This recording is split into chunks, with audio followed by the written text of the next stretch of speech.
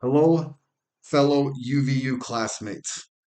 I would like you to imagine something for me real quick. Imagine it's a late evening after a long day of classes at Utah Valley University. You're headed home, and as you pass the Orem Front Runner station, you notice an increased police presence. Rumors of recent crimes in the area have made you more alert, wondering if your sense of security is fading in your own community. The scenario is not far-fetched at all. It is an issue that could intensify with the proposed extension of the front runner to Payson, a plan that demands our critical attention. Fellow Wolverines, as students of UVU, we take pride in our community, valuing the sense of safety and connection they provide. The Utah Transit Authority, better known as the UTA, plans to extend the front runner. If you're not familiar with what the front runner looks like, this is a beautiful picture of the front runner. It is a very convenient thing for big cities to have, right? Uh, Payson will be promoting accessibility and economic growth. This is the goal that UTA has. On the surface, this appears promising, but beneath the veneer lies a serious concern: the potential for a rise in crime. Transportation expansion, while beneficial in many ways, often comes with an unintended consequence that could disrupt our community's peace and safety. Today, I will highlight the relationship between transit growth and crime, current safety statistics, and why it matters as UVU students, and even address the counter arguments that support the extension. Numerous studies have documented a correlation between transit expansion and crime. For example, a study from the University of California, Irvine highlighted how neighborhoods near new transit stations saw increased rates of property crime like theft and burglary. And if you live in Utah, you already know this is a huge problem for us. Why does this happen? Public transportation enhances accessibility not just for law abiding citizens, but also for those with ill intentions. It offers fast, anonymous routes in and out of areas, inadvertently making certain crimes easier to commit. You think about a criminal that wants to jump on the front runner in Salt Lake City and comes to Orem or Provo, they jump off of the front runner and they commit a crime, hurry, jump back on and going the other way, and then they're out, they have a clean getaway. An example closer to home involves crimes around the existing front runner stations. Currently, areas near Orem and especially Provo stations have higher property crime rates than other parts of the city. Extending the line could lead to similar patterns in communities further south, spreading vulnerability rather than containing them. What I have here is a few of the spots where the front runner stops in Utah County. You see, you have Orem, and this very last station right here, that's going to be the last stop of the front runner station in Provo, Utah. Now, this is a crime map from Newsbreak app, and it shows this is the crime in the last 14 days. As you can see, when you get down here, you're looking at Payson, Salem, Spanish Fork, Springville. And then this black dot right here, that's the last station in Provo. As you can see, there's been one crime committed in Spanish Fork that's been reported in the last 14 days, two of them in Springville, and none of them in Payson or Salem. And as you notice, that black dot around the southernmost part of Payson is where the train track stops. So, I mean, there's a pretty obvious correlation there between crime and the front runner. Our city, our city of Orem, despite being vibrant and thriving, faces its share of challenges. With a crime rate of 31.6 per 1,000 residents, it's safer than 42% of the cities in the United States.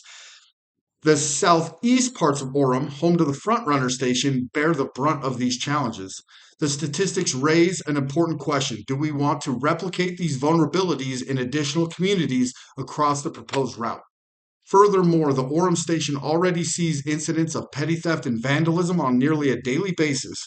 What happens when the line grows and potentially attracts a higher influx of crime further south?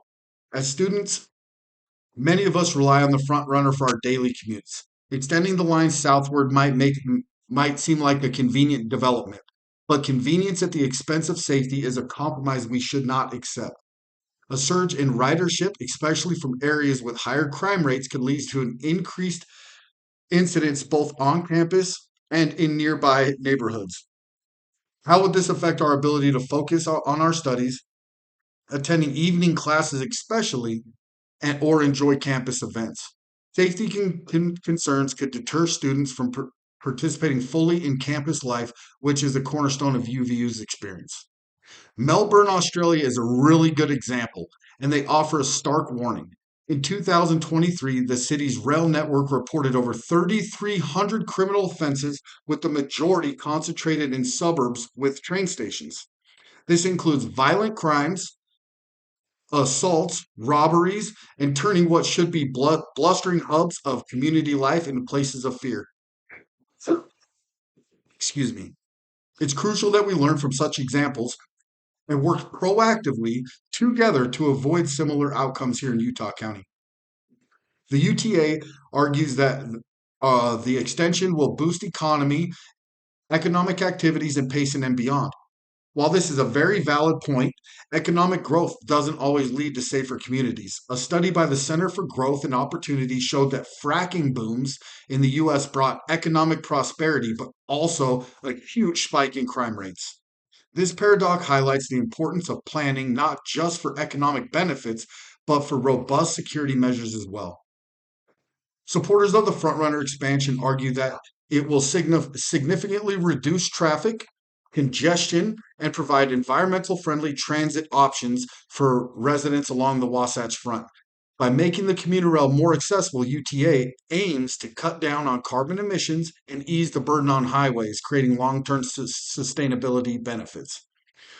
Proponents also point to examples of successful transit expansion in cities like Portland, Oregon, where investment in public transportation spurred economic growth and increased property values without a significant rise in crime. They argued that with the right measures in place, such as enhanced surveillance, lighting, and police presence at stations, these issues can be mitigated. But if you look at Portland, especially right now, we all know that it has just turned into a cesspool for crime and drug use. Finally, some claims that the concerns about crime may be overstated. Transit systems primarily benefit commuters, students, and families rather than posing a serious threat to community safety. Improved transportation can foster inclusivity and growth, ultimately making our community more interconnected and resilient. While these points have merits, they rely on ideal scenarios and overlook the realities of implementing large scale transit projects. Enhanced security measures require significant funding, and history shows that they are often underfunded or poorly maintained over time. Furthermore, the examples of success like Portland do not account for differences in local demographics, policing strategies, and economic context. Even if crime doesn't skyrocket immediately, the potential for small, incremental increases in theft, vandalism, and assaults cannot be ignored.